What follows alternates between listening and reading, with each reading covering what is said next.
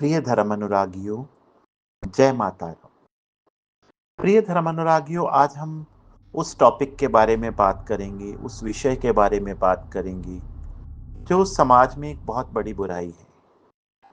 इस बुराई ने ना जाने कितने घर बर्बाद कर दिए, कितने बच्चों से के ऊपर से उनके पिता का साया छीन लिया, कितनी माताओं बहनों से उनके पति छीन लिए, कितने घर बर्बाद कर दिए, घर को गरीबी में झोंक दिया, पैसा अस्पतालों में लगा, हॉस्पिटल्स के चक्कर काट-काट थक गए, फिर भी मरीज ठीक नहीं हुआ। तो ये बुराई सामाजिक बुराई है। इसके खिलाफ बहुत सामाजिक संस्थाएँ अपनी आवाज़ उठाती रहती हैं, लेकिन ये बुराई जा नहीं रही। प्रिय धर्मानुरागियों, ये जो बुराई है समाज में, ये है नशे की बुराई, जिसमें शराब आती है, सिगरेट स्मोकिंग आती है जिसको हम तंबाकू नोशी कहते हैं, और ये जो गुटखा खाते हैं, नशा करते हैं। इसमें कोई डाउट नहीं है मॉडर्न सोसाइटी में कि इसका पहला इलाज तो डॉक्टर्स के पास ही है। डॉक्टर्स के पास ही है। गवर्नमेंट ने डी एडिक्शन सेंटर्स खोले हुए हैं जिसमें आपको आपके घर में या आपके कोई नोन जिसको ऐसी बुरी लत पड़ गई है, उससे हटाने के लिए।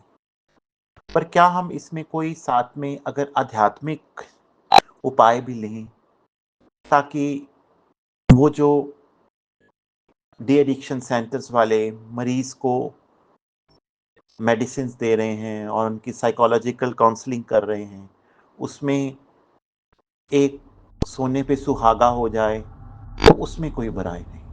पर हम फिर कह रहे हैं, बार-बार कह रहे हैं कि इसका प्राइमरी ट्रीटमेंट जो है, वो गवर्नमेंट ने जो डी एडिक्शन सेंटर्स खोले हैं, वहीं पर है। आपको पेशेंट को मोटिवेट कर।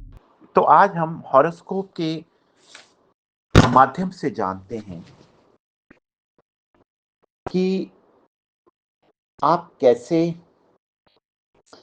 हेल्प कर सकते हैं एक नशे में पड़े हुए व्यक्ति की। एस्ट्रोलॉजिकली डॉक्टर के पास तो जाना ही है। उसमें आप ऐसे कीजिए, उनके हॉरोस्कोप अगर आपके पास अवेलेबल हैं, तो आप ये देखिए कि उनके चंद्रमा से सेकंड हाउस में कौन सी राशि है और मंगल से सेकंड हाउस में कौन सी राशि है। जो चंद्रमा से सेकंड हाउस में राशि है, उसके स्वामी का आपको दीपक साधना करनी, और जो मंगल से भी सेकंड हाउस का लॉर्ड है, उसकी भी दीपक साधना करनी। और उसके साथ ही साथ जो दशा और भुक्ति चल रही है, मीन्स जो आपकी दशा और अंतरदशा चल रही है, उनके लॉर्ड्स की आपको पूजा करनी है। जब आप ये कार्य करेंगे, तो आप देखेंगे कि लाभ होना शुरू हो गया है। कोई अगर पेशेंट नहीं मान रहा है, या जो इसमें पड़ गया है कि मैंने जाना ही नहीं डॉक्टर के पास, जो मर्जी कर लो, या कोई जो दाखिल है वहां पर विलिंगली, आप देखो उनमें इंप्रूवमेंट शुरू हो जाएगी। जो नहीं जाना चाहता, क्या पता वो खुद ही आपको कहे कि अब मैं इसको छोड़ना चाहता हूँ, मुझे अच्छे अस्पताल में दिखा दीजिए। इससे बड़े घरों का फायदा होगा और बचेंगे।